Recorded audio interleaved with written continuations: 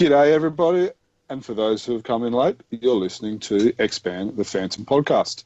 My name is Jermaine, and tonight I'm joined by Dan. How are you, mate? Good, mate. Good. Lovely to be here on a late on a Saturday night. Yes, late Saturday night, which can only mean one thing, that we're trying to tee up a time across the world, which means Stephen is not allowed to join us. We kind of keep him away from special guests. So without any further ado, let's introduce our special guest. Now, for those who are listening to the podcast, we are doing this, or we are attempting to do this via video, so that this podcast will be online on YouTube as well. And we've been promised a bit of a tour as well. So if you want to have a look and have a look at a sneak peek behind the curtain and what goes on, make sure you jump onto our YouTube as well. All right, so without any further delays, today, we are interviewing Douglas Klauba. Doug, is that how you say your last name? It's Douglas Klauba. Klauba? Yeah. Okay. All right. Well, I've been saying it wrong for the last 20 years, so I'm sorry about that. That's okay.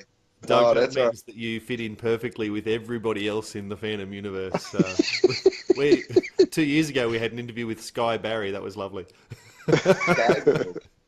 Okay. So now, for those who don't know, Doug is an artist. Most Phantom fans will know him for the work that he has done for Moonstone. Moonstone was a publisher back in the early, I think it was about 2001 to about 2008 or something like that. If you actually know your history, you will know that they actually produced, they were the longest running US publisher of the Phantom throughout the 80-odd years of history, which is quite a illustrious, what would you call it? Which is quite illustrious and quite a good achievement. So one of the best things about Moonstone were their covers. They had some great US and cover artists, and in my opinion, one of the best was Doug. Now, if you're an Australian and you've ever brought any of the Bradford Exchange stuff, you would have seen Doug's artwork as well.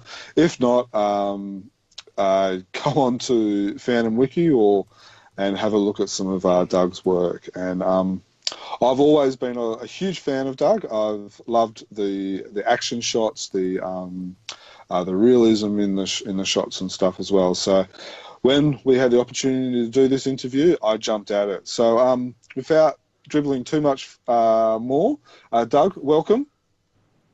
Thank you. Welcome to my studio. Yeah. So you've said that we're allowed to have a bit of a peek at your studio. Yeah. So would we be able to have a bit of a, could we have a bit of a look around? Well, just to let everybody, for those who came in late, I moved into this new space in July, and my family and I just moved into a new home, and I'm still getting my studio set up.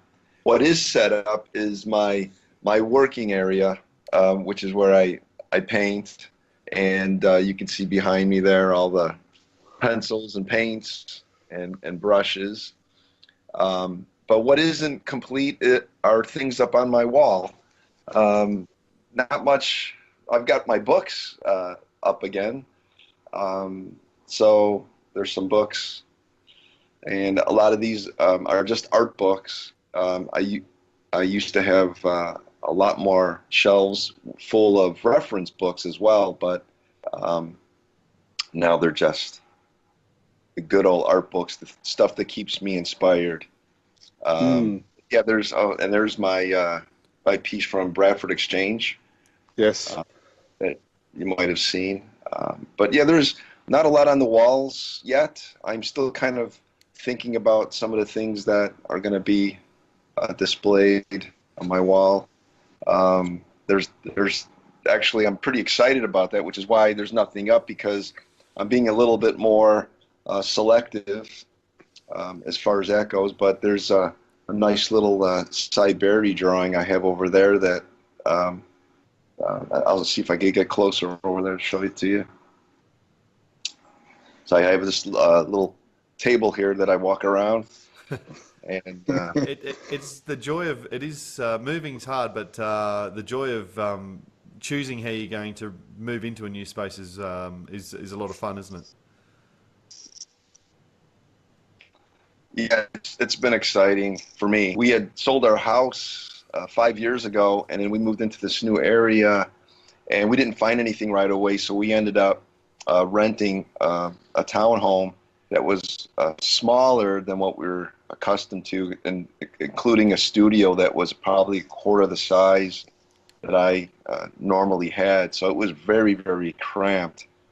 So now I'm able to spread out and figure out how to set this up again. So yeah, it's great. I love being down here, and like I said, my books are all on display, and still trying to figure out what I'm going to do as far as artwork hanging up on the wall. But there's flat files and all the cool little storage areas that I have, and again, this is my working space over there, which is where I really spend most of my time. So yeah, let's see here. Just as you went past there, we saw a little weights bench in one corner there. Keith Williams actually has a weights bench in his studio as well. So a common thing with Phantom artists, is it get a workout while you're down there? Actually, it's not a weight bench. It's a Pilates reformer. Oh, okay. It's actually for stretching. Right. So yeah, I do. It's better for my back. It's stretch out legs, but it is it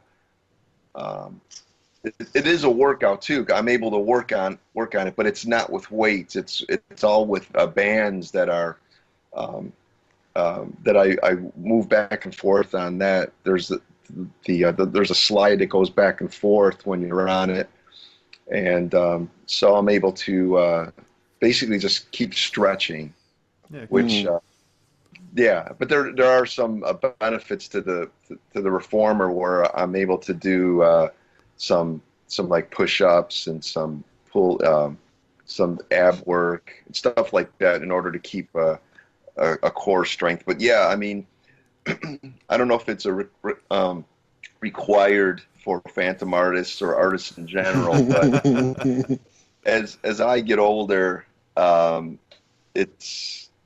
working long hours takes a toll on your body. There's the danger of being sedentary in your occupation, isn't it? And just spending a lot of time sitting and hunched over the drawing table you've got props up for you, but still. But still, it's long hours of sitting, which really is not healthy at all. And I was warned years ago to don't sit so long, and I took it seriously, but when there's deadlines, you have to just keep moving along on your deadlines. So now what I do is when I feel like I'm getting fatigued or my back is starting to ache, I'll stand up, I'll get on my reformer, do some stretching, walk around a little bit, and then get back to work. And it's healthier that way. So yeah, no, definitely. Yeah. So, are you able to show us, have you got any pieces that you're working on at the moment that you're allowed to show us? Well, like I said, most of the publishers that I work with, I have to sign contracts saying I'm not supposed to share anything until they want to release it. Sure. Yeah. But we there's don't always want to get you into trouble. No, there's something on my board. And as long as I don't talk about what it's for, and it's not painted yet, it's something that I'm working on. But this is a process. I've got my original drawing here, and I'm drawing it all out on my board. I'm getting ready to paint something that I'm going to be painting today. This is my job basket here, and you can see, Jeremy and I have some sketch covers that I need to get to that are right on top of my job basket. Some drawings of what I'm going to be drawing on those sketch covers. Oh, See wow. there. So these are the studies that I did. Yeah. Oh, cool. Let's see what else. Let me pull some things out here.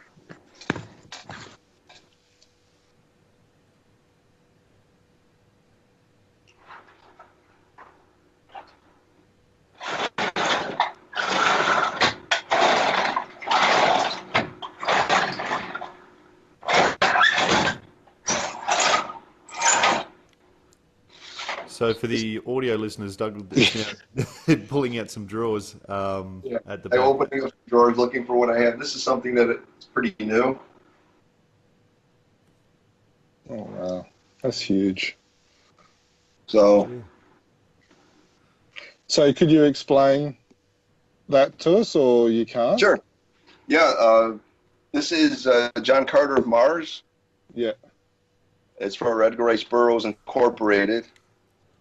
And there was a book cover that I had finished recently. It was a dream project for me. I'm a huge Edgar Rice Burroughs fan. I came about his work as a teenager reading A Princess of Mars, and became a fan of John Carter ever since. And of course, Marvel Comics had the license at the time too. So this project came about, and I just actually finished up with that. I did a cover, I did a black and white interior, and it's this limited edition collection of some of the stories. And then I'm working on a bunch of other things too. I just found out the other day that I need to start working on another cover for another publisher, and these are paperback covers. These aren't comic book covers. And let's see, I have a sketchbook here. So this is actually part of my daily routine is a sketchbook, and I'll sit in my studio and start just sketching ideas, anything that's on my mind or things that I have to start working on. And these are just kind of just doodling or roughs, but just getting ideas down. Just the other day, I was working on some Phantom stuff. Let's see where it is. Oh, wow. Nice. So everything starts there, does it, Doug? Like it Yeah. goes from your idea to the sketchbook and then graduates to the table? Right. Everything starts here. I've got many sketchbooks. Some are just like idea sketchbooks, and I carry these around with me. I did stuff that I start thinking of, or something that's been on my mind. You know, if I'm driving, or if I'm teaching, or if I'm just sitting painting and working, I'll start thinking of an image in my head. Yeah. I've always wanted to do the Phantom with a tiger. Visually, I love that. I love the idea of his figure with this orange and black striped tiger. So I'm trying to work that out in my mind right now. So that's something that I've been exploring in here. So that actually might be one of my next pieces that I'm going to do for myself. But as it turned out, last time when I was working on a piece for myself, it ended up being on the Lightning Strikes comics, which you saw. Yeah, I believe that was for issue 3, which comes out in a month or two, I believe. Okay. And that came about the same way, where I had was working on that at the time when I was asked if I had anything, or if I was interested in doing covers for them. And I have to thank my friend Alex Saviak for kind of Yep. putting that in their ear. Like, maybe you can ask Doug.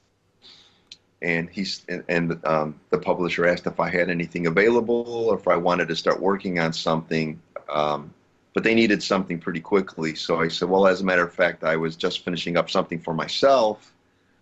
And like I had explained before, I wanted to do, I've always wanted to do that image as a painting. And there were some things in the drawing that I wanted to tackle again and fine tune for myself to make myself feel better about what I was doing. So that's why I redrew it and painted it. So for people who might not have seen that on Facebook, it's a renewal, I suppose, of the cover you did for Moonstone, the Generations 1 book. Yeah. So you're saying that was a drawing and you've redone that as a painting, is that right? Right. That was originally a black and white piece that was digitally colored. Okay. At that time, Moonstone was doing the Generations book, and it was a monthly, and he wanted me to do the covers. And at that time, my schedule wouldn't allow me to do painted covers, so we came up with the idea of me just doing black and white and having a friend of mine, Jason Millett, digitally color those pieces. And he did a fine job. Oh, wow. And I let him do whatever he felt was right, because I really trusted him on that as well. But then many years later, looking at some of the stuff that I'm mostly interested in, I love the idea of the oath. I love the idea of generations. And that was something I said I would really like to kind of retackle and re-examine and improve on some of my drawing on that. So that's how that came about. Yeah, that's really interesting. Yeah, it was. And for those who are watching the video podcast, they would have just seen a Phantom mug there. Did you want to tell us a little bit about that? Yeah, tell us a little bit about that mug. Yeah, Friends of the Phantom, courtesy of our friend Pete Klaus. Yep. Pete has been one of my closest Phantom friends since I started painting for Moonstone. As soon as I had something published, I had received an email from Pete, and we have been friends ever since. And he's such a great, warm person, and I've only been able to meet him once in person when he came up to New York City when I was at the New York Comic-Con one year, and I was able to spend a little bit of time with Pete. And I think of Pete, and right away you want to smile, because he's such an energetic life force for the Phantom here in the States for us. And it actually makes me think of our old friend Ed Rhodes, who passed away suddenly many years ago as well, that he called me all the time as well, just to talk Phantom and Phantom art, really. So those are the conversations that I really enjoy, talking about Phantom art, and Pete keeps me informed about what's going on with the Phantom all over the world. So he's like my lifeline for that, aside from Chronicle Chamber and what you guys do. Oh, cool. No, we appreciate that. Yeah, I had a bit to do with Ed before he passed away, and Pete now as well with Chronicle Chamber and that as well. And amazing people, and I was lucky enough to call them friends and stuff like that as well. So So just wanting to know, were you always an artist, and did you grow up wanting to be an artist? Did you go to school? Yeah, that's a great question, Jermaine. And it's a really easy question to answer, because I've always been an artist. I can't remember a time when I wasn't drawing. The family legend has it where at 2 years old, I picked up a pencil and it hasn't stopped. Yeah. And I started drawing superheroes, and I drew the Beatles, and I drew things for movies. So it was all visual things that were in front of me. It was always pop culture. Yeah. So yeah, it's like a limb on my body. It's like it's always there, and I'm always using it. And it's the way I think. It's the way I look at things. And Yeah. for me, there's no other way. So yeah, I've always been an artist, and No, it doesn't mean that I was born an artist. I was born with this idea. I was born with this passion, or actually, it turned into a passion, and it's something that you learn about and you keep developing, and that's what makes you an artist and a better artist, is that interest and that passion. So that's who I am. So did you was it like always the job that you're gonna do? Like, did you go to school to with you, or a graphic or an art degree or something like that? Or yeah, I went through all the teenage things of, what was I going to do. Like I said, I was really into movies, so I thought at one time I was going to go to film school. I was in garage bands, so I thought I was going to be a musician in punk bands. But I was always an artist, and it's something that I couldn't deny. And I was ready to sign up for film school, which some of my friends had already started to attend, and I thought I was just going to be following along with them. Before I signed up, my parents said, let's walk down the street to the American Academy of Art in Chicago. Let's go check out the school. Maybe there's something there that you like. And as I had already known, my uncle George before me had already been there and attended the school. So I got off the elevator and I was in heaven, really. I felt like, oh, this is the place. And it just happened to be the art that was on the walls when the elevator opened up was stuff that I liked. There's looked like some comic illustration. There were some fantasy paintings, and there were some life drawings, and I, it's that whole thing. Like when you asked if I always been an artist, it's like my blood started to boil, and I'm like, this is where I wanted to be, and it's something that I didn't get at the film school. I just thought that's what I was going to do because my friends were there. So just the fact that you've clearly still got that clear mental image of that moment speaks to how impactful it was. I was actually going to ask if your parents had ever been, saying to you, "Oh, so okay, art's nice, but when are you going to get a real job?" But it sounds like they were really quite supportive. Well, yeah, I mean, they said, "Don't you want to go to university instead of art school?" And I thought, no, I'm done with the academic stuff. I just wanted to draw and paint. You were probably drawing all through school anyway, weren't you? I was, yes. I was always getting my notebooks taken away because I wasn't taking notes. I was drawing barbarians and damsels in distress in the back of my books. So yeah, I might as well just go to school to learn how to do a better job at that. So,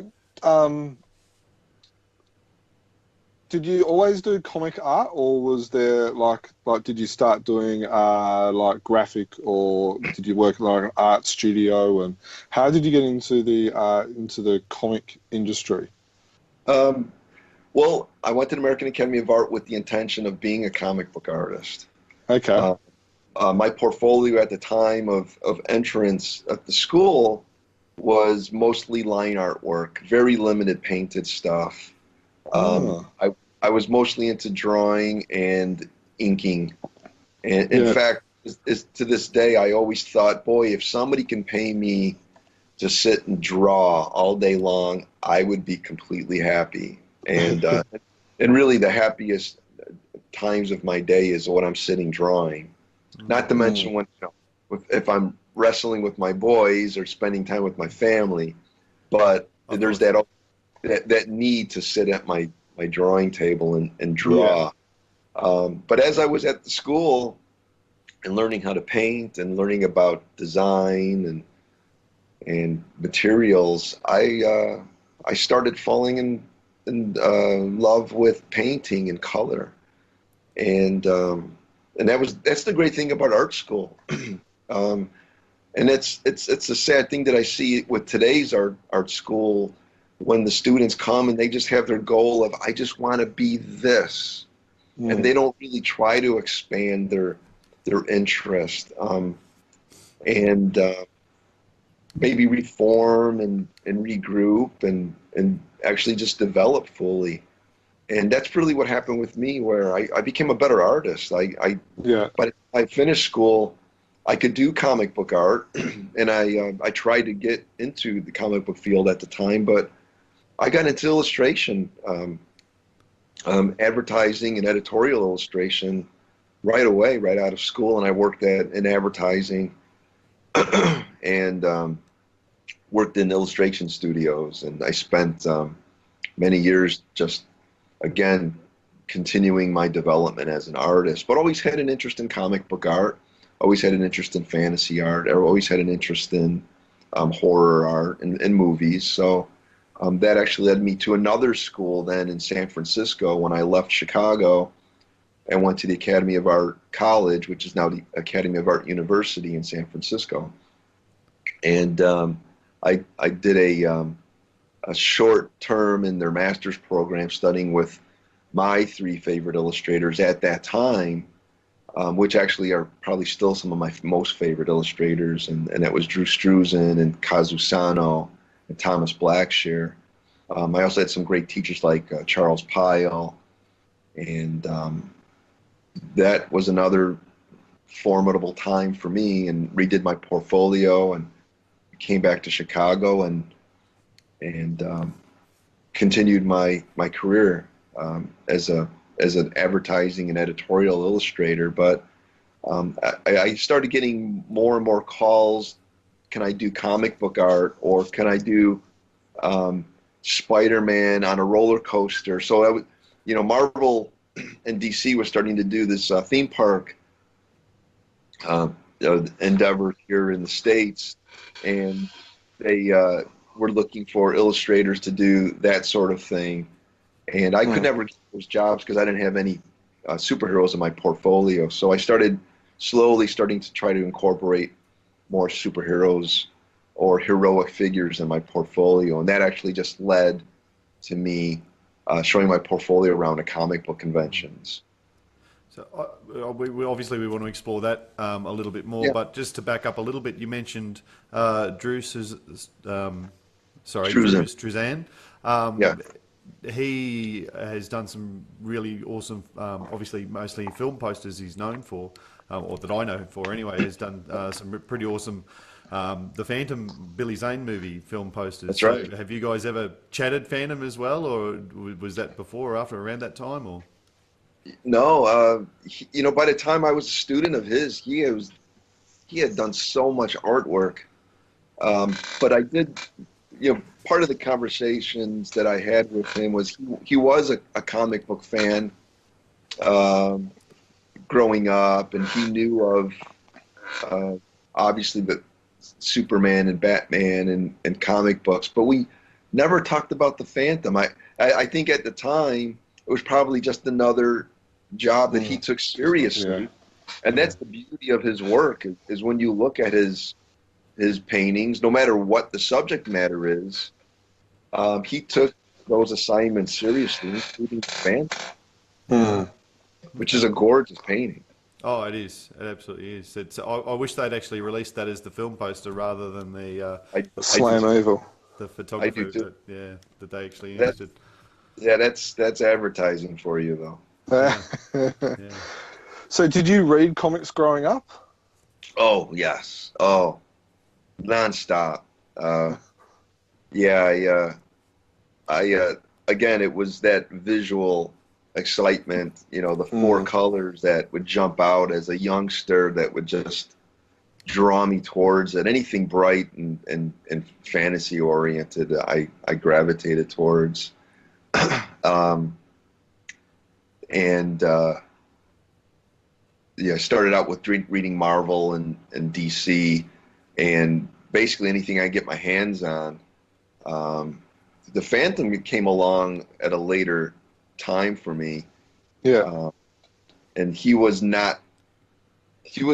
popular in America. And so that was actually, as my interest grew in comics and I started trying to seek out more, that's when I would eventually find the Phantom. But I started out reading classic comics, which were just adaptions of classic books like Treasure Island and Three Musketeers and The Hunchback of Notre Dame, and those were the books that my father grew up on.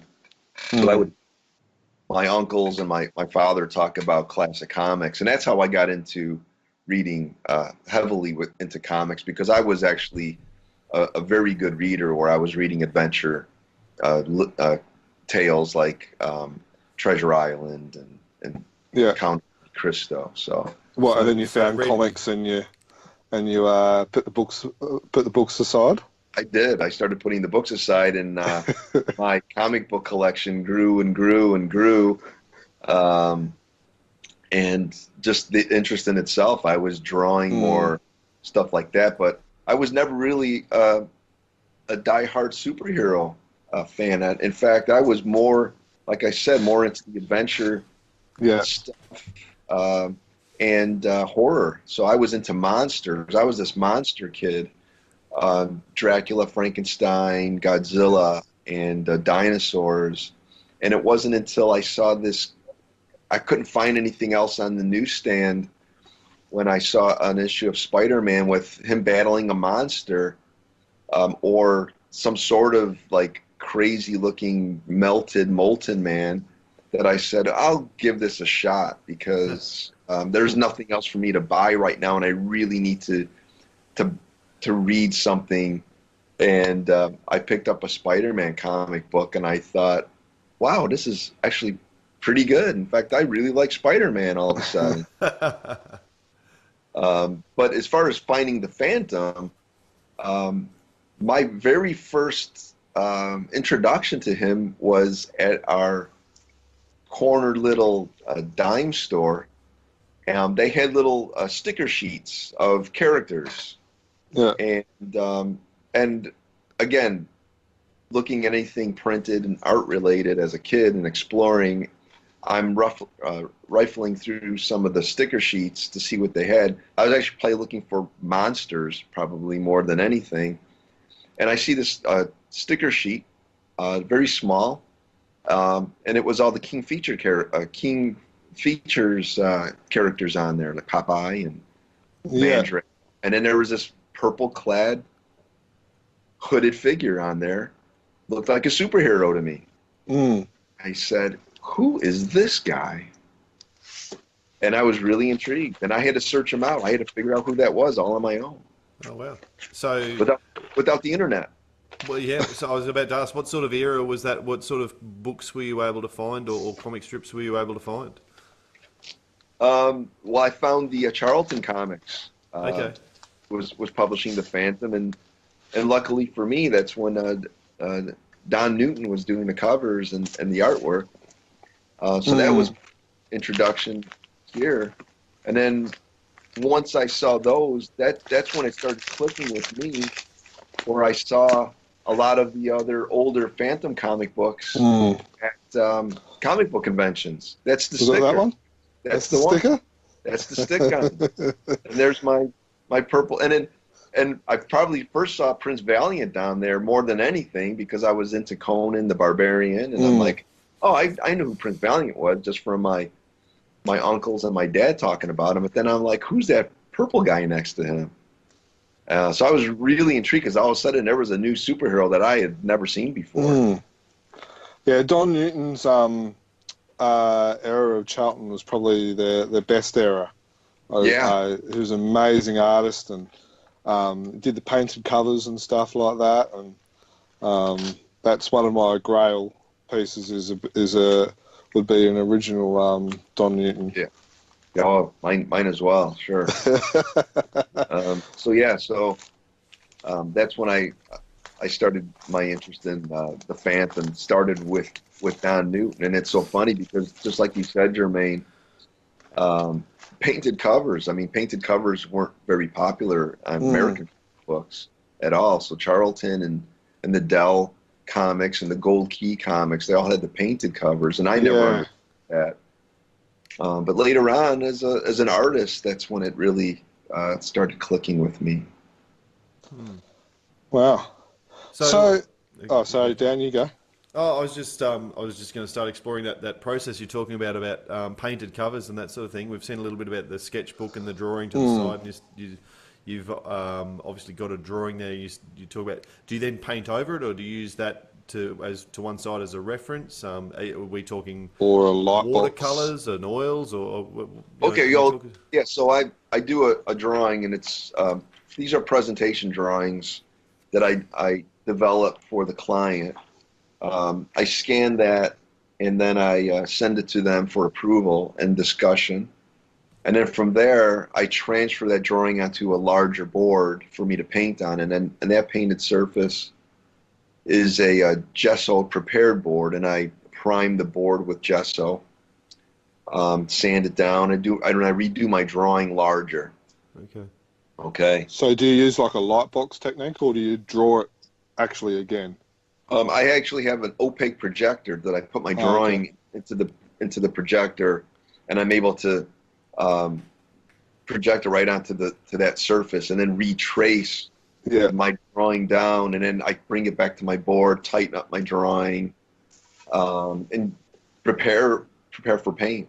So like I said today, what I've got on the board here today, I'm ready to start putting some color down with the brush, which, I start thinking about it, and you start, I can't wait for that moment to start happening. Yeah. My stepdad's a painter and artist, and he's, he might put it off, but then you'll get that inspiration or that moment, and then he'll just do it. And and then when he's in that moment, it just happens. Yes, and then there's no turning back. You just got to run with it. Yeah, because you don't know when it's going to happen again. Yeah, and the beauty about painting physically on a board is accidents happen, and you have to go with it. And that's something that, again, being an art student, you learn about being a painter. And with digital art, if an accident happens and you don't like it, you can just Control Z and get rid of that attempt and start again. But with the painting, you have to go with it, which I enjoy immensely. Where if something happens that I didn't account for, it's like, what can I do with this now? And that's the fun part. And is that part of what? Because you've got an extremely unique style, certainly in the Phantom world. I mean, you look at various pictures and whatever, and anything that's a Doug Klauba really stands out and is distinctive. Oh, so, is that does that come from the painting process? Do you think, or what's the I guess, how did you learn to create like that in such a distinctive fashion? Well, with art, it's all about your personal taste. It's stuff that inspires me. And it's the artists that I study, that by looking at books or watching videos of them working or listening to them talk, that's the sort of inspiration that comes from them into my work. It also comes down to what kind of color palette that they're using. That eventually I start using the same color palette for one thing, or I might have 3 or 4 different color palettes that I use for certain paintings. A lot of that has to do with expression and emotion and mood. So I know what kind of colors I want to use for that. So that's probably what you're talking about, Dan, when you say my stuff might be recognizable.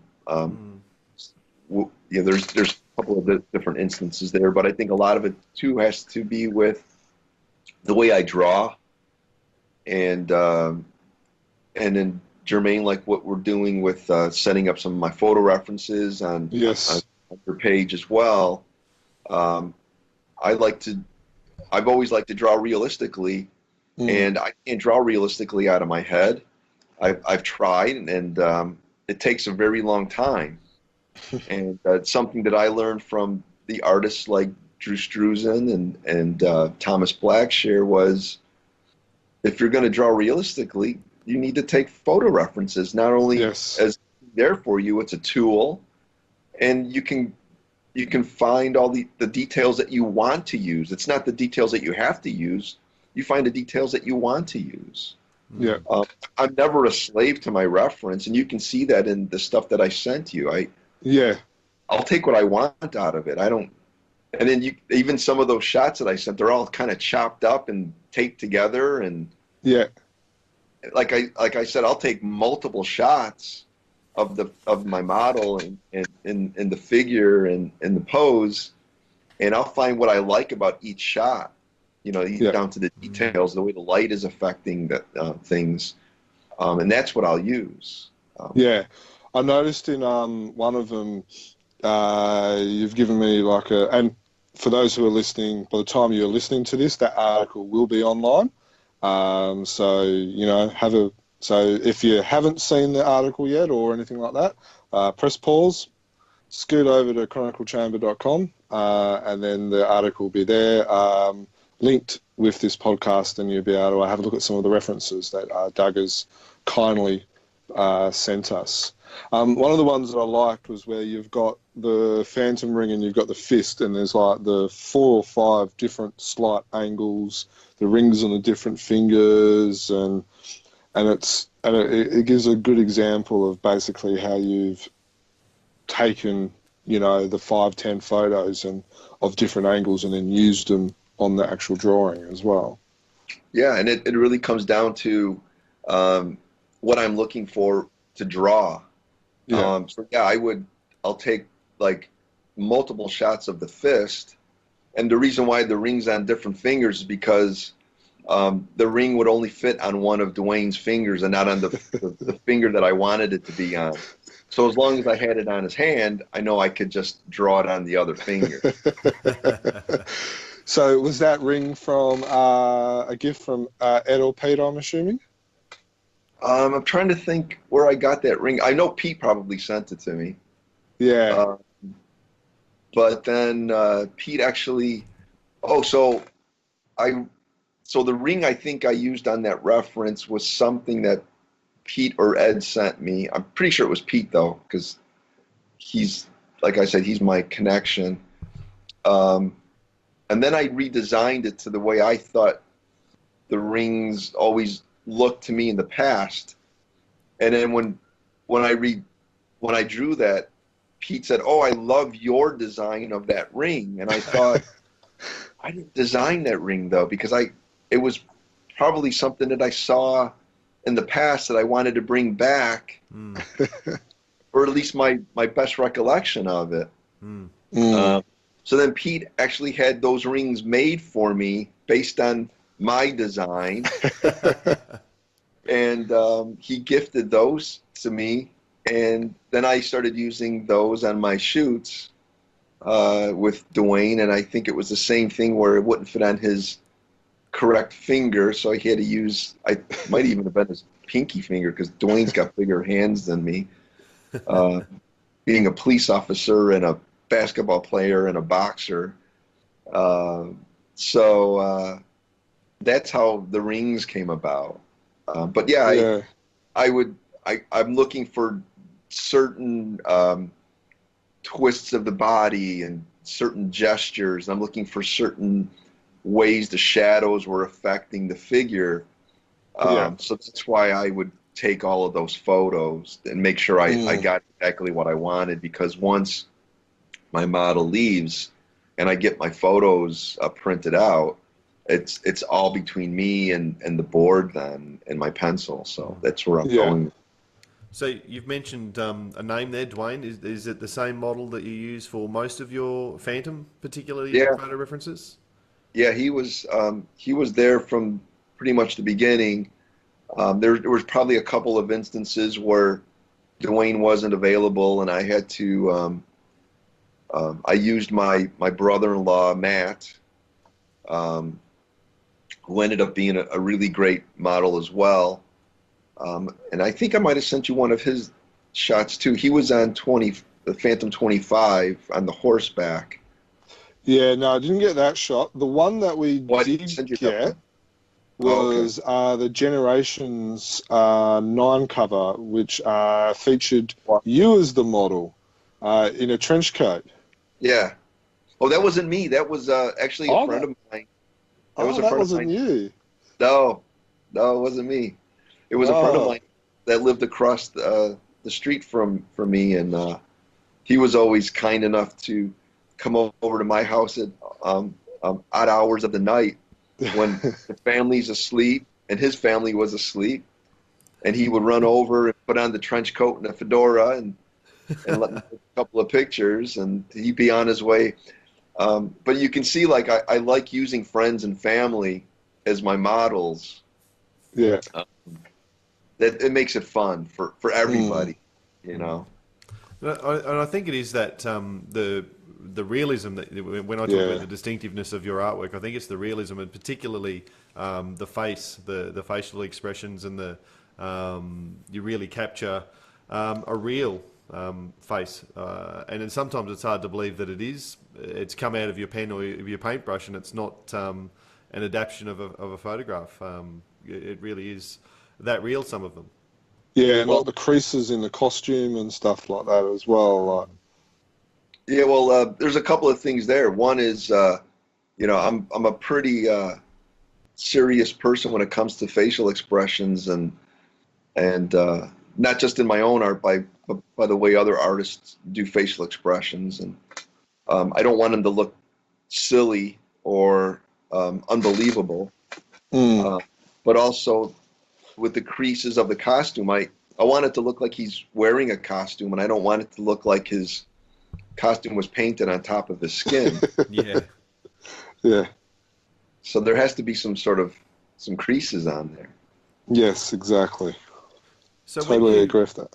when you talked before about bringing an image of the Phantom's Ring out of your memory of the past of reading it and that sort of thing, do you have a particular favourite Phantom artist that you recall, or a particular Phantom story that has stuck with you, or do you have a lot of those comic books still on hand as references as well, or can you tell us a little bit about, I guess, that area? Um, I love Ray Moore. Um, just as far as that look, kind of reminds me when you know, it kind of fits my sensibilities as someone who loves Golden Age illustration. Mm, Um, and I just love the noir feel to that work. The Aviatrix story is probably one of my favorites. I love Cy Berry's work. I'm a huge Cy Berry fan. Um, and there's so many of his stories that I love just as much as with Spider-Man. John Romita is my favorite Spider-Man artist during that period of time. Cy Berry is probably right at the top of my list. Uh, mm. Along, again but then there's Don Newton, who was like my first Phantom artist that I really that I came upon. Mm, So those are like my three, but there's so many wonderful Phantom artists. I mean, George Wilson doing the paperback covers. yeah, the painted ones, yeah.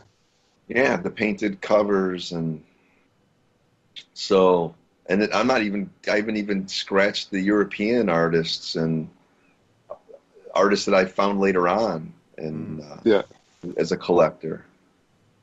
yeah. So how did you get the gig with Moonstone? That's actually a pretty good story. Just like Dan said, that I always remembered my first experience of going to the American Academy of Art. I remember it was a Sunday early afternoon, and Joe Gentile uh, gave me Who a was the ring. editor? Yep. Yeah, who was the editor and publisher at Moonstone, and at the time I knew Joe pretty well. He when he first saw my work years before, a couple of years before that, he immediately started giving me assignments. Um, and he calls and says, "Doug, um, uh, I I really need your help on something." And I said, "Okay, what's going on, Joe?" He goes, "I have a Phantom book ready to go to press, but I don't have a cover." I said, "Oh, okay. Well, okay, I'll start working on it later today, and I'll uh, I'll see what I can come up with, and we can start talking about ideas and stuff." I go, "Well, when do you need it?" He goes, I need it in 2 weeks." And I said, "Oh, okay, no problem." Here I thought he was going to say, "I need it in like 3 days," which is actually kind of normal when somebody calls you up and says, "I'm in a jam." But Joe's nice enough to know that his jams are 2 weeks down the line. So that's just a great picture of how good of an editor and publisher Joe was. But before that, when he had announced that he was going to be doing the Phantom, I went up to him and said, "Joe, I would really love to do your Phantom covers." And he said, "Oh, I didn't know you were a Phantom fan. I wish I would have known that, because I already assigned Joe Cassidy to do the covers, so I'm going to use him." And I said, "Okay." But and before that, Joe had done the graphic novels, and that just kind of, he already had. I forgot who was doing those graphic novel covers now, and I Joe, met him. is it Nesbitt or something? It was Joe, and here I hung out with him at a convention, like all weekend. I can't remember. He's the nicest guy too. But yeah, he was doing some great covers for Joe, and I never told Joe that I wanted to do the Phantom, because those covers were really nice. Joel Naprstek, for however you pronounce Yeah, I know. that. He's not doing comics right now, I don't think, anymore. That's why I'm not connecting with it. Plus, it's been many years since I've seen those. So anyway, so I never went to Joe to say, "I want to do Phantom comics," because I want to feel like I was going to be a bully and trying to take those away from Joel. So Joe goes, "Oh, I wish you would have told me, but I'll keep you in mind. If something happens, I'll put you on the back burner." So this was the moment that Joe remembered that Doug wanted to do the Phantom. Plus, he knew that I was very reliable on getting something to him. Of course, Joe was also my client that when I finished the painting and I brought it to him, he gave me a check. So that was actually a really nice Which is always handy. incentive for doing work for Joe. So then I'm like, "What do you want to what do you want to see in this cover?" He goes, "Well, it was for a trade paperback. I was going to be collecting all of these stories, and I need a new image." He goes, "Do whatever you want." And I thought, wow, you got to be kidding me. So I already knew what I wanted to do. This is a Phantom image that was in my mind for such a long time. I called Dwayne over. I said, "Dwayne," I said, "I'm doing the Phantom." I said, "Bring your guns." So like I said, that's the crossed arms. yeah. So he was a Chicago police officer at the time, and he brought his guns over, and that's how that happened. Yeah, that's probably. Would you say that's? Yeah. It's probably one of your most iconic Phantom covers, I would say, the first one for the trade paperback. I'm glad to hear that. But the emails that I received after doing that painting just started flooding my inbox from Frank Caruso from King Features in New York, telling me how much he liked it. Ben Robb from the writer, telling me how much Ben's a huge Phantom fan. Yeah, So he's now doing Flash Gordon, I think. Oh, no, the Flash TV series. Yeah, and probably another TV series too. But we need to get him onto the Phantom TV series. Yeah, I know. Yeah, wishful thinking. So just to hear it from now, like from Ben and Frank, and then meeting Alex Saviuk at Comic-Con that same year, and him and I becoming fast friends because of how much Alex is a huge Phantom fan as well. It not only brought me some really wonderful friends, it brought me some exposure with the character, and even Alex Ross noticing it. So, calling me up saying, "Hey, I noticed your Phantom covers," So, well, that's a huge, yeah. Yeah. And I should say that I had known Alex already. I mean, we were friends. Yeah. And again, another really great artist, but even a better great guy on top of that. And people might want to say, well, what do you guys talk about? We talk about art. How do you art techniques, favorite artists, stuff like that. It's not always all about superheroes. So, do you have a favorite Phantom cover? I really do like that first one for the trade paperback, but I did they did a reprint. Moonstone did a reprint of that trade paperback because it had sold out and they were going to do a second printing. So I did the standing. Yes. Standing on it. And right behind you, Jermaine, is that piece of artwork with the Phantom, the black and white piece, with his arms crossed. Oh, yep. And I wanted to do something a little bit more Siberi influenced. I wanted a full figure. I wanted that another iconic image with his arms, maybe a little bit more friendlier, not with the guns. I wanted to express a little bit more adventure behind it. So I did that image. So it's a tie between those two. For me, it's hard to keep doing Phantom covers if your two favorite ones are the first two you've done.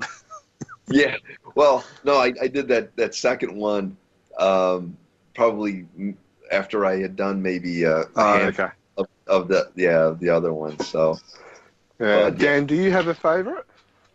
Well, certainly both of those are in the conversation. Probably the Generations 1 cover that we talked about a bit earlier before that you've reimagined for Lightning Strike. That I'm with you there, Doug. I love the oath, and I love that idea of passing down the mantle of the Phantom from generation to generation. So that if I had to pick one as my absolute favourite, it would be that one. But a lot of your art, and Jermaine touched on it right at the very start, has gone on to be used for Bradford Exchange, and so I think that was the poster that you or the art montage that you showed us that's hanging on your wall there, and on their knives and well on a whole heap of their work actually. So can I ask around that, like the practicalities of, I guess is a double-barreled question, the practicalities of handing over the artwork and receiving the check from Moonstone, did Moonstone actually get the physical finished piece, or have you retained that, and how did that image go on to be available for Bradford? When an artist paints for a publisher, you're selling them just the image, so they pay you their little bit of money just to use the image. So the artists retain the artwork, unless there's something in the contract stating that they would retain the artwork, the physical artwork as well. Which is the way it used to be, from what I've... Used to be. Yeah. But now, law dictates that, the money is just for the image itself. So they get the digital image because that's what they're using it for. Yep. And And then from there, Joe at Moonstone worked out a deal at the Bradford Exchange. And I don't know if he talked to Glenn Ford directly on that, or if somebody else at Bradford Exchange out in Australia approached Moonstone. And Joe worked out a licensing deal with the artwork for that. I never talked to Glenn about that, but Glenn was actually nice enough a few years ago to send me a lot of the product, because he had found out that I never received any of the product they were using. And I had worked with Bradford Exchange here in Illinois on some of their other non-Phantom stuff. I did a lot of their Gone with the Wind licensed product for their plates and stuff like that. So I knew in contracts you would always get some product along with it. So Glenn was really instrumental in connecting me with the right people at Bradford Exchange, and they sent me the beautiful framed piece with the Bengala map on there and the medallions. And actually that was something that they sent me over that montage print, and I had to sign all those and ship that back to them before they framed all those. So I always wanted to get two of those, because I wanted to. I always try to take care of Pete Klaus whenever I can, and if he ever saw that I had that, I know he'd be calling me saying, "Doug, if you ever want to part with that, you'd find a good home." So unfortunately, as you know, those products aren't available in the state. No. Well, they're not available here anymore either. Oh, they're not. No, they've lost or didn't renew their license. So yeah. Oh. Yeah, it's a shame, but now I guess Pete will have to trawl eBay like everybody else, or find a friend who's got a spare. So. Oh yeah. Maybe I could talk to somebody at Bradford Exchange about doing it here in the States then. Well, anyway. Yeah. Then we'll be contacting you to ship ours over. Exactly. Oh, yeah. So with a lot of your work that you've done with Moonstone, you seem to do a lot of it with Rubén, I'm going to butcher his last name, Procopio. Did you have a working relationship, or? Well, I met Rubén through Moonstone. I met him at Comic-Con the one year that we did the Phantom Anniversary panel at Comic-Con. And I had been a big fan of Rubén's work before I met him, as far as his sculpture work and his drawings. And he's a big fan of the Phantom as well. And we really connected by email and by the phone. And then he had called and said how much he liked some of the work I did. And then I thought, I really want to take advantage of talking to him and talking to another artist and try to develop my perception and interest in the Phantom a little bit more. So I said, "Hey, Rubén, I'm going to be working on these generation covers. Would you mind taking a look at what I'm doing and maybe not art directing me on it, but maybe kind of giving me some feedback?" And he gave me some really great feedback in my drawings and my sketchbook thumbnails. And eventually I said, "Hey, do you want to do these together?" And he goes, so we explained how we would work together on it. And some of it was he had ideas and I would draw his ideas, or I would draw some ideas and then he would do the finished ideas. So we did some back and forth on that. We even did one cover where I did half of the artwork and he did the other half of the artwork. No, really? Side by side. It was, I can't remember what number that was. Yeah, so. Oh, is that, I think I know the one. I think it's Phantom Generations 8 where you holding the sword. Yeah, he's holding the sword, and that split the image in half. Yeah. Oh, wow. So I did half of that artwork, and Rubén did the other half of the artwork. So that's the kind of stuff that I wanted to have fun with Mm. on some of these covers, and I thought it would just uh, not just. I didn't think, oh, I was going to help sell these books even better, or do some new things for Moonstone. I just thought it would be fun for the fans to see bunch of artists doing these jam pieces together, and Yeah. I wanted to see more of that. And my schedule at the time was getting a little busier with some of the other work I was doing. I think I started working with Dynamite at the time on Project Superpowers with Alex Ross. So there was some balancing going on, and Ruben Yeah. kind of ended up doing some covers on his own on that as well. So that's how that works. But yeah, Ruben's one of my favorite Phantom artists, and of course I love his sculptures, and I have Yes. a lot of his pieces in my home.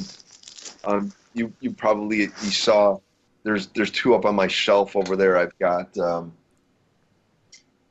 the Flash Gordon and Prince Valiant up on the top shelf in the back. I don't know, can you see it back there? Sort of. That's, yeah, I'll walk over there. But I have my Phantom sculpture is up in my son's room. He kind of commandeered that from me, and actually, the Phantom wouldn't fit down here right now because the shelving is a little low. But there's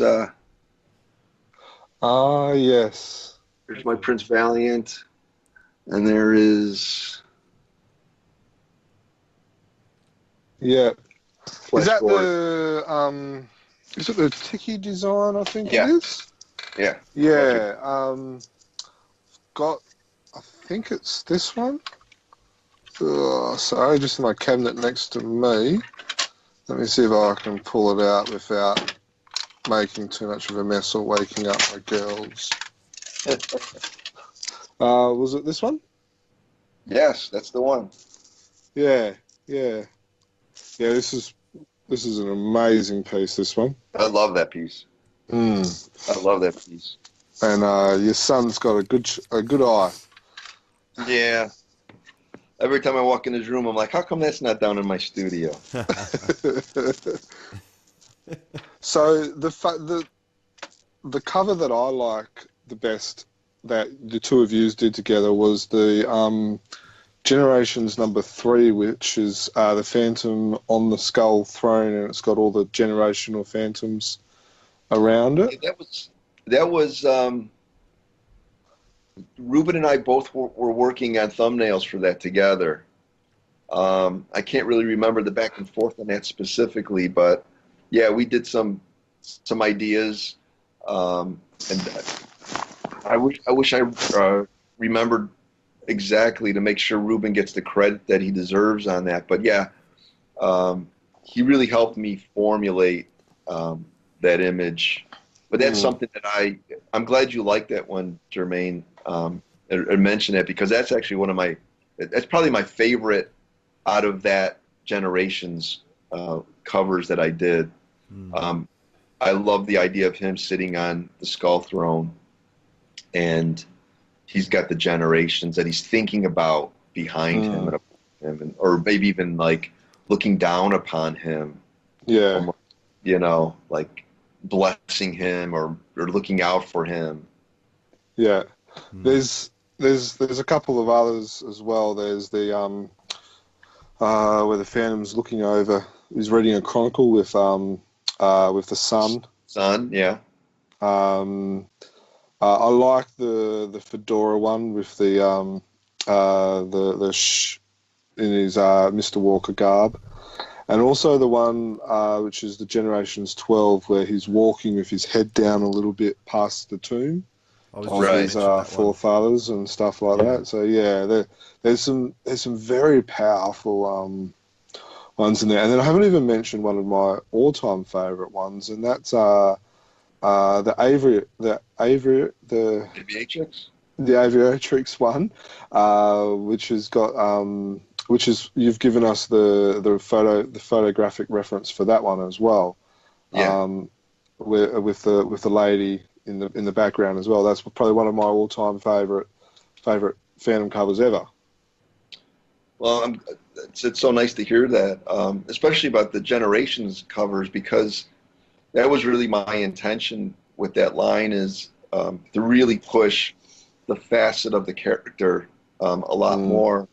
That stuff that I find intriguing about who he is as a person, as a character, and the stuff that he lives with and what he goes through, what really comes down to the core of his personality or of his character, and him thinking about his generations and his family line.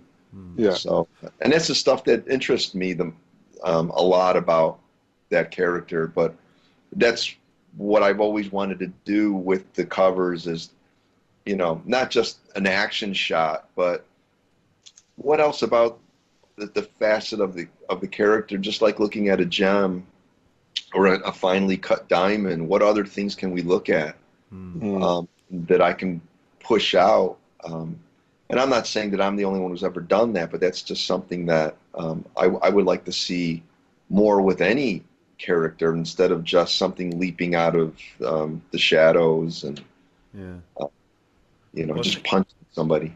Yeah, I think what you're talking about there is the capturing the human side of this character, and and that's certainly what you do in some of those that we've, I guess, the realism, and we've talked about facial expressions and that sort of thing, but also those poignant moments of reflection and reality of the human condition as much as anything.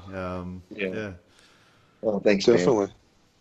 So, did Moonstone give you kind of like a Bible or something that you had to like work from, or a style guide or anything like that? This is actually, in fact, a question from one of our listeners, Mikkel Leek, who helps us out occasionally as well with some stuff. So, so thanks for that.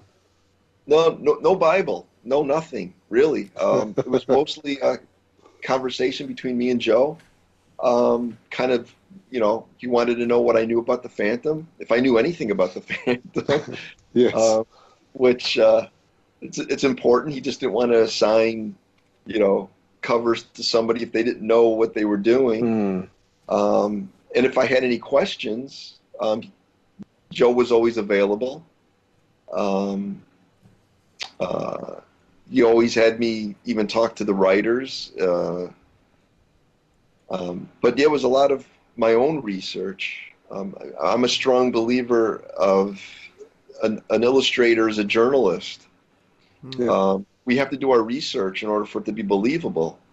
And I really do believe that an audience can see if you're faking it, which I like to think that's why people have responded maybe so favorably on some of the Phantom covers that I did. Is maybe they realize that I know the character, and that I do my research. I've read through past reprints, early reprints, and I've got some collections even before he became popular again in the States, all because of Moonstone. Yeah, Moonstone did a great job.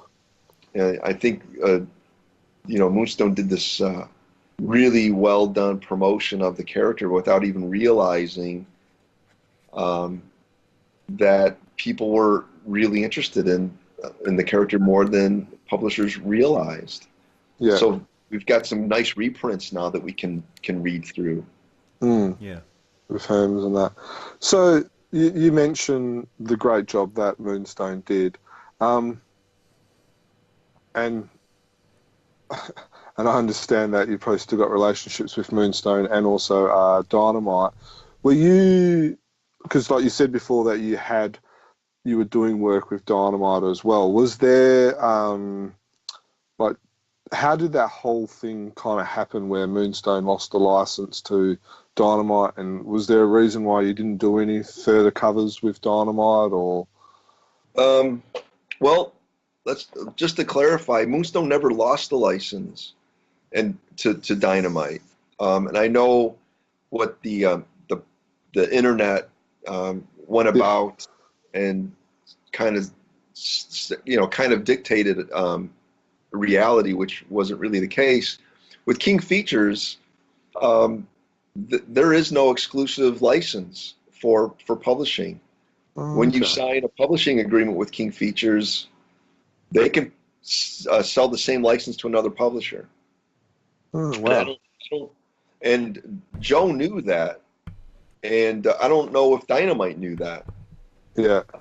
And I never talked to Nick or anybody at Dynamite about that at all.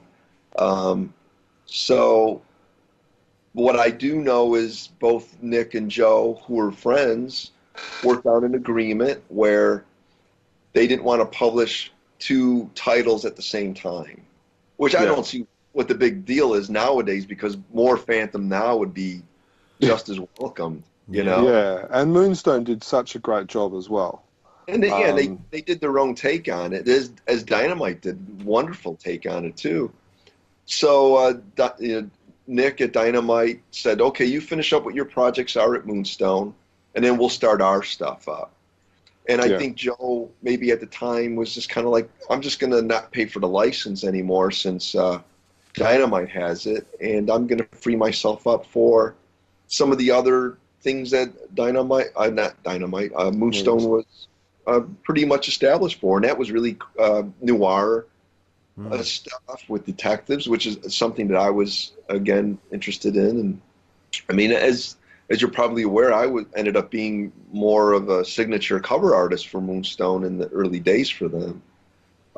In my hopes that they can get some more really great cover artists signed up. So, but then when Dynamite got the Phantom, and I really don't have much to say about why or why not I did anything with them, but I really understood Dynamite's position where they needed to really do their own thing with the Phantom. Yeah. Why carry over what Moonstone had already done? They had Alex Ross too, and I think their agreement with King Features was we want Alex Ross doing Phantom covers. Yeah, because he's such a big name. Yeah, he's like the top cover guy at that time of superhero comics, and that's what King Features wanted. And I don't know if Joe knew this, but I think Alex would have done Phantom comics for Moonstone at the time. Yeah, because it was, internet. I don't know how real these type of things are, but it was rumored that that Alex was a Phantom fan, that he had a great respect for the character and had always wanted to draw the Phantom. Yes, yeah. Alex is he's probably the one person I know who's the biggest superhero fan that I know. He loves everything about any costume figure. Yeah. And you could tell just by everything he paints. Yeah. Yeah.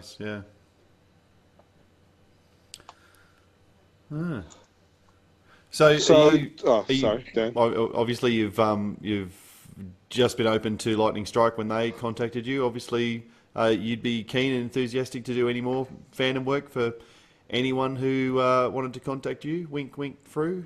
Nudge, nudge. Yes. I'm itching to do the Phantom. I've been for a while. I miss working on the Phantom. My schedule doesn't allow me some free time to work on my own personal pieces as much as I used to. I teach comics as well. I teach art in schools as well. So I'm half and half now. I'm half teaching, half painting, and in fact, it's like a constant. When I'm done teaching, I then go and work on my assignments. I did something for Glenn. I did a piece of artwork for a trading card art that I don't know if it's been released yet or not. No, not yet. Not yet. Okay. But he did I know he did a coloring book that I did I gave him a couple of pieces for that. And I adore what Fru was doing with the Phantom, And I love Kid Phantom so much, and I wish they could do something with that here in the States. Because if Moonstone ever got the Phantom again, I think Moonstone should do Kid Phantom and kind of license that from Frew. I think it would do pretty well here. So are you getting a lot of Frew stuff? Are you getting the Frew comics? I see it. I don't get enough of it here. When I find it, I buy it. Usually it's at a convention. It's not at any of the stores. But yeah, and Glenn has talked about some stuff. But quite frankly, I need to actually ship out some stuff to Glenn. And because I'm so backed up between working and this huge move that I just did, I'm actually kind of slowing down where I can kind of finish up on some of my commissions and do some new things and then when Lightning Strike came about, like it was just perfect timing for me because I was already working on that piece. But I've got a whole sketchbook of stuff that I've been working on as far as images go, and I'm just gonna paint them. I've got a number of friends that are collectors, and a hello to Paul Maloney out there. Yes, Paul. Yep. Yeah, he's such a great guy as well. One of those sketch covers is for him. Oh, is it? Yeah. Oh, I didn't know that. Okay. You know, and Jermaine, you and we go back to the Deep Woods community. Forums. Yeah. Forums. You know, so, and I met a lot of great friends through the forum. You're one of those guys. You know, Dan, were you on the forums back then? No, not really. No, I'm one of those. Oh, I haven't come in late to the Phantom collecting or reading. I've certainly been doing that since I was a little tacker. But I'm a teacher as well, and I was busy with teaching, not getting on Deepwood forums and that sort of thing. I hadn't embraced my true Phantom nerd at that stage. Oh, good for you. Yeah, good for you. Those were fun moments, though. Now Facebook's there, so yeah. So, Kid Phantom, what is it that you like about Kid Phantom? I like the energy. I like the enthusiasm behind it. Strikingly, it looks fun. Yes. And I really do believe that's what comic books need.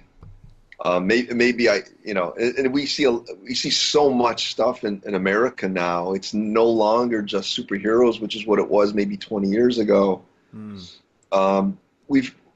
It's just so wonderful. It's such a wonderful time as always with comic books, but I buy more European stuff probably now. I'm more interested in other things besides just superhero stuff.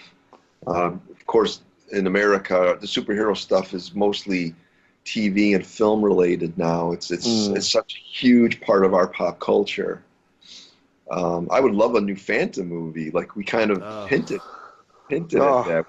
Wouldn't that be nice to see a huge Avengers or Marvel take on the Phantom with a big budget? Although I love the Bill Zane Saturday afternoon matinee feel to it.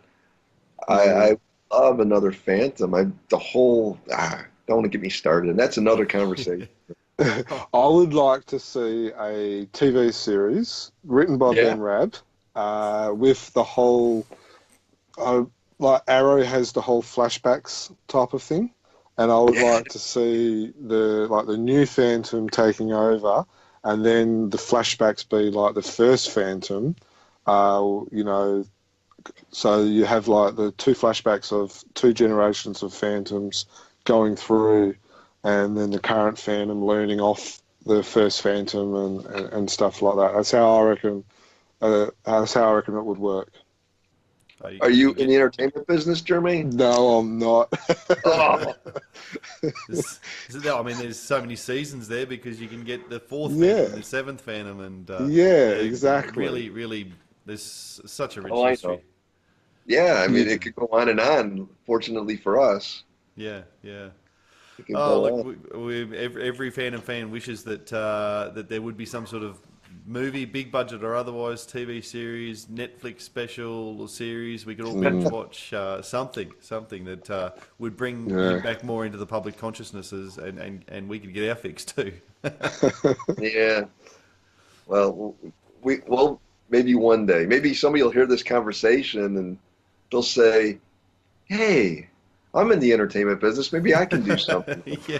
Are you still in touch with Ben Rabb? No, I don't. I haven't spoken. Yeah, and I haven't spoken to him in years. Maybe a hello on Facebook every once in a while, but no, and I don't really know how things like that happen. One of my good works in Hollywood, and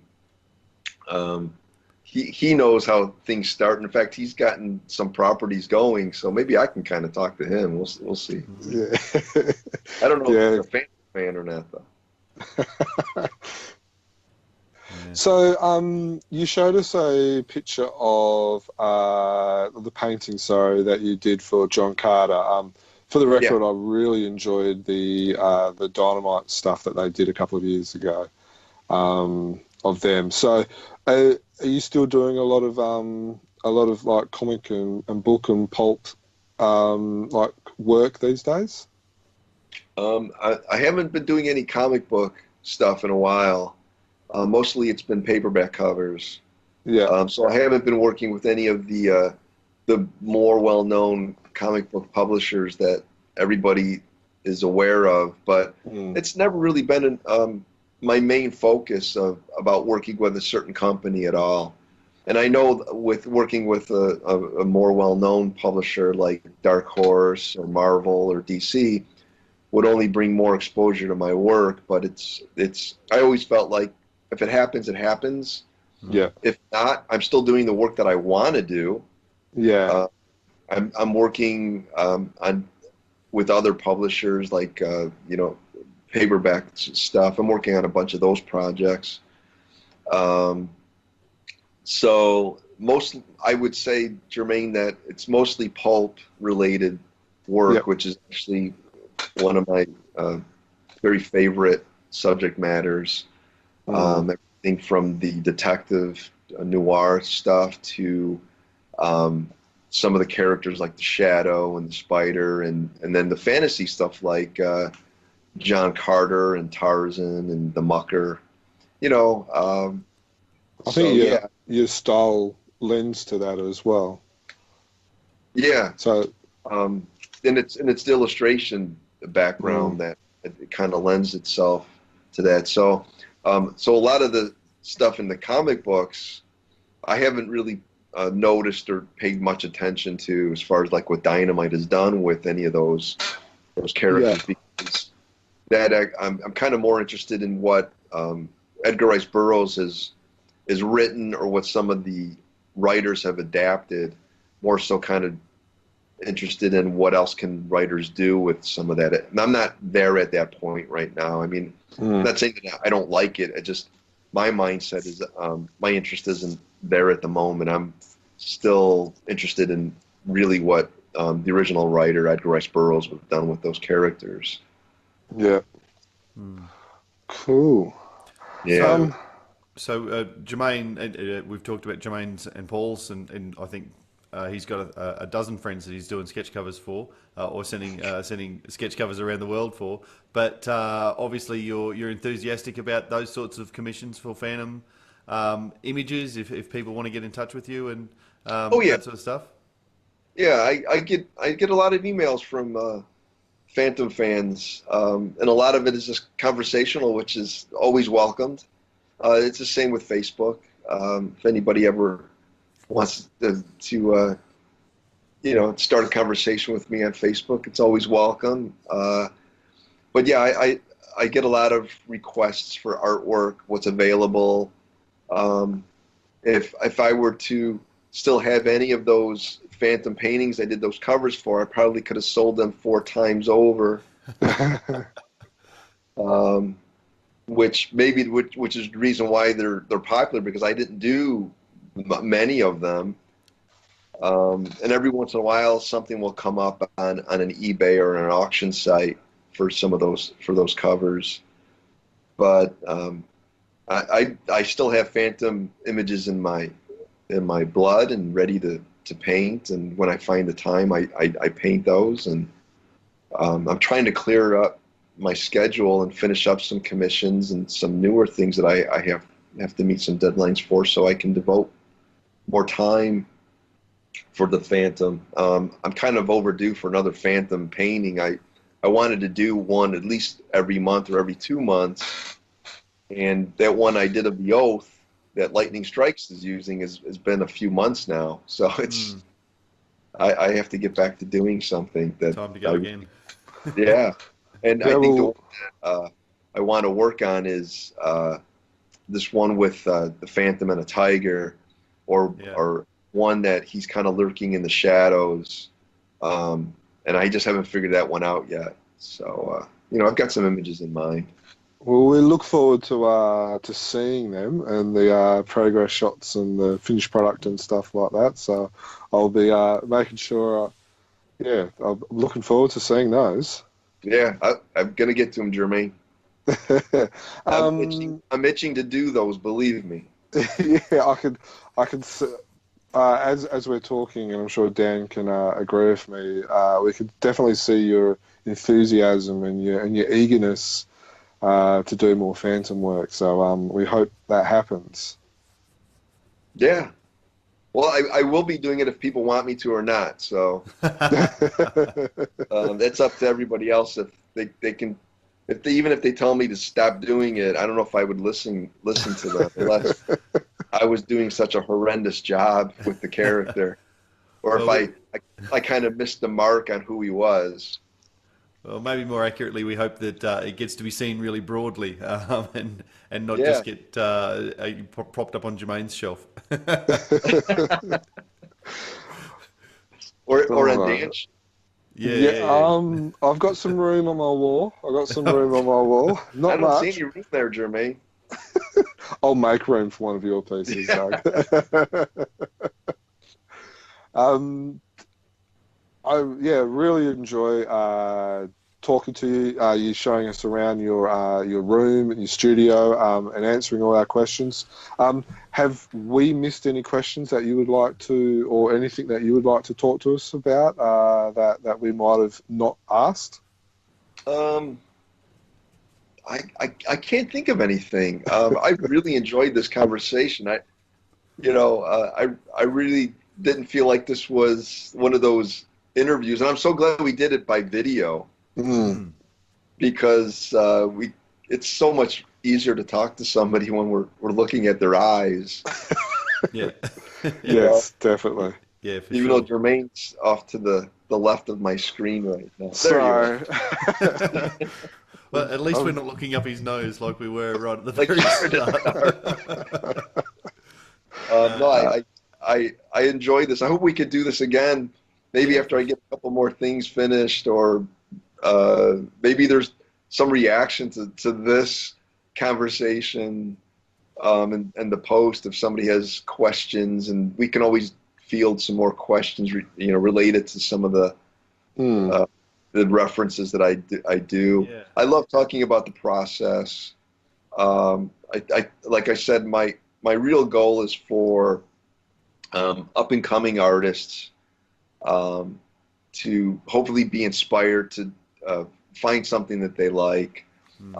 I'm just fortunate enough to be working with a character like the Phantom that I really like, and that I have a connection with, and I'm glad everybody likes my work that I've done with the Phantom. And I'm glad we've kept up our friendship all these years, Jermaine, online, and so I like the interaction, and maybe one day I can come across and do a supernova appearance. Fantastic. that It'd would be be very amazing. popular, I'm sure. Yes.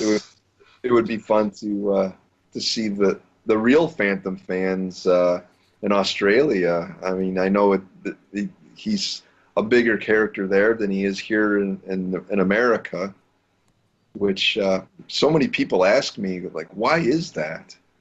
and maybe we can have a conversation about that at some other time Yeah, because, sure.